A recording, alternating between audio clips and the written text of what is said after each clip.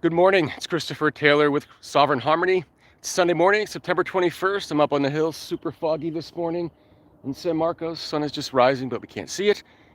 And we've got a big solar eclipse at 29 degrees Virgo today, about midday Pacific time. Will not be visible for most of the populated Earth, including North America, but still occurring, still powerful, still part of this eclipse series that goes back to 2 weeks ago with that total lunar eclipse in Pisces.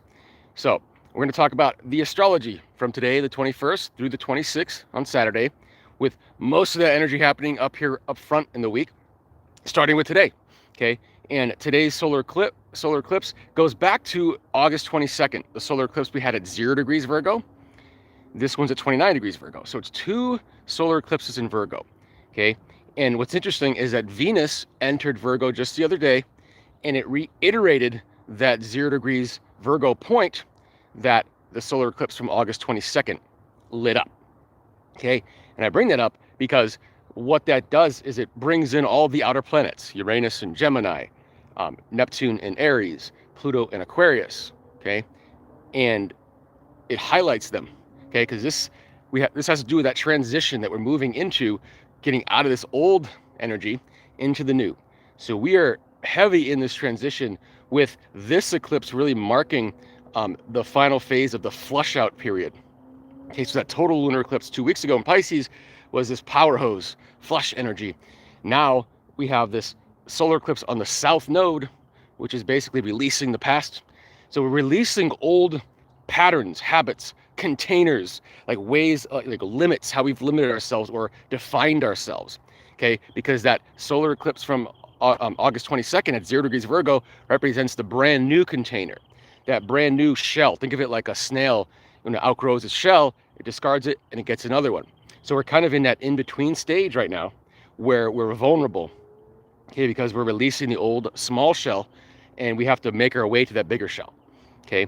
And so that bigger shell is represented by that solar eclipse, that new moon, back at 0 degrees Virgo that we had August 22nd, that targets all the outer planets, because those outer planets, when we get to the spring, late winter, early spring, that's when we're actively moving into the next phase of the world, essentially. So the next phase of societal evolution. So we need this unplugging energy that we have now to release and make way for what's coming, okay? And so this solar eclipse today, opposing Saturn, is really asking us to get real with what are our habits, our patterns that hold us back from what our soul intentions are. Okay, we came into a certain contract, what we wanted to accomplish. Maybe to this point in our lives, we felt kind of held back. Like, I know I want to do this, but I don't have the time. In other words, the structure of my life doesn't support that. That's the whole point of this eclipse phase, is that we're going to release that old shell, that old structure, to open up for a new structure to support exactly what we came here to do. Okay, and so again, we're in this vulnerable phase right now as we flush out all those reasons or perceived reasons why we were so limited and couldn't expand into a larger shell to support exactly what we came here to do. Okay, so that Saturn opposing this solar eclipse is telling us to get real about that. Okay, so look at our lives. What needs to be adjusted? What can we let go of finally? And say, this is like a usual habit of my life, but do I really need to do it? Does it really support me anymore? And really open up to what does. So get real, get serious. That's what Saturn's asking us to do. Okay, then this leads us right into tomorrow. On Monday, the 22nd, we have the equinox. So the sun is at 29 degrees Virgo right now for that solar eclipse. Then it enters Libra. When it enters Libra, that is the equinox. So that'd be about midday Pacific time on Monday.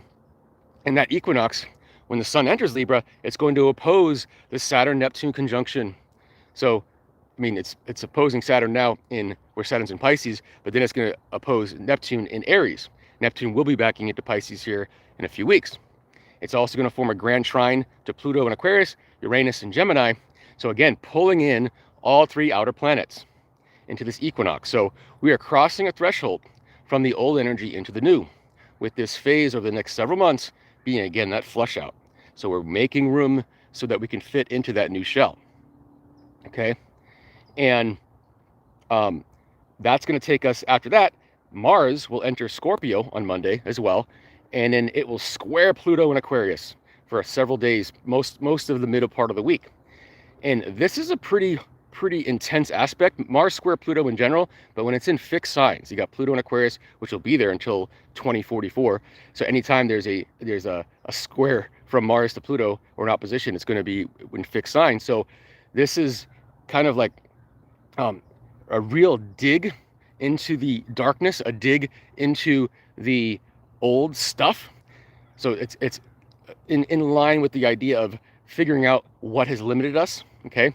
And as we dig down deep, that's going to allow us to move forward into the future. That's Pluto and Aquarius, okay? But if we don't do that digging, that is going to cause tension, okay? And that tension can be outwardly projected.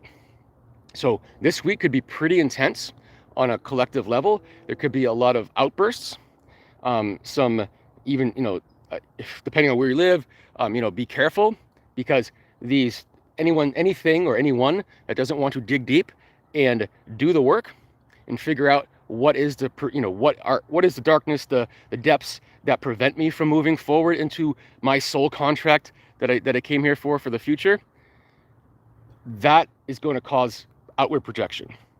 Okay, if we don't heal the war within, it becomes a war without. That's really as simple as it gets. And that's kind of the phase that we're entering into, this next phase, when Saturn joins Neptune in February. That, again, ends the current Saturn-Neptune cycle that started in 1989. That was the end of the Cold War, the beginning of globalism, and the Berlin Wall came down. So we have another kind of Berlin Wall moment on a global scale coming here late winter, early spring. And this Berlin Wall moment has a lot to do with the end of top-down power, the government, corporate conglomerates that have power over the people, and the power coming back to the people. But we can only handle that power if we're responsible. And that's what Saturn in Aries has to do with, is personal responsibility. Neptune in Aries has to do with doing what we came here to do on a soul level. And when they combine, we're really being asked to be responsible, that we are individuals. We're not part of a tribe, which is what they want to do. They want to, divide and conquer us. But if we can take responsibility for our individual energy and deal with that war within, we can heal the war without. We can actually create peace, with Libra being on the other side of that Aries, okay? That's going to be our responsibility as individuals going forward. So the power is coming back to us, but what will we do with it, okay? And so think of this eclipse, like today, and this whole eclipse series that's happened these last couple of weeks, as, again, that final phase of flushing out the old, flushing out those limitations, so we can expand into what we came here to be, so that we're not conquered and owned from the top down by corporations and governments that work together essentially for their interest against our interest. Okay, so just a lot of introspection is useful over the coming months. And again, but this week, just make sure you're not projecting frustration and anger outward. Any frustration and anger, pull that inward. Figure out what it is that is frustrating you about yourself, okay? Because that's going to help you moving into the future. So with that, we'll leave it. If you have any questions, do ask. Follow me on Facebook for more daily posts, Instagram as well, TikTok, etc. Or you can follow me on this YouTube channel. I do once a month, once a week. And if you want a personal reading, we can do that as well. Get in contact with me. We'll set that up. So enjoy your week. Again, be conscious of your own internal angst this week. Don't project that. Process that. Heal that. And we will talk to you soon.